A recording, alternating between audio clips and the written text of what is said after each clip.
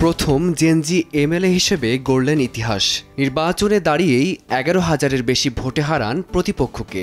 সঙ্গীতশিল্পী মৈথিলী ঠাকুর এভাবে বিধানসভায় প্রবেশ করবেন তা কেউ ভাবেননি। বিজেপির টিকিটে দাঁড়িয়ে মাত্র 25 বছর বয়সেই তিনি এখন বিহারের কনিষ্ঠতম বিধায়ক। জয়ের পর সংবাদ মাধ্যমকে মৈথিলী জানান, এই সাফল্য তার কাছে দায়িত্বের এক নতুন অধ্যায়। এলাকায় মানুষ তাকে বাড়ির মেয়ে হিসেবেই দেখেন। এখন সে আস্থার মর্যাদা রেখে আলীনগরে কিভাবে কাজ শুরু করবেন সেটিই ভাবছেন তিনি। নির্বাচনের আগেই বিজেপিতে এসে আলোচনায় আসেন মৈথিলী। প্রধানমন্ত্রী নরেন্দ্র মোদী ও মুখ্যমন্ত্রী নীতিশ কুমারের কাজে অনুপ্রাণিত হয়ে সামাজিক উন্নয়নেই নিজের জায়গা করে নিতে চান বলে জানান তিনি। ডেন্টিস্টের পরামর্শ নাও, নতুন কোলগেট অ্যাক্টিভ সল্ট। মধুবনীর সঙ্গীত পরিবেশেই তার বেড়ে ওঠা।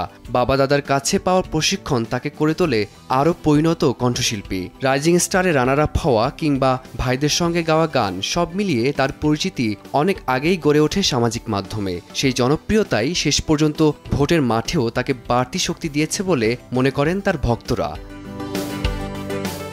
ফারদিন মাঝার, সময় সংবাদ।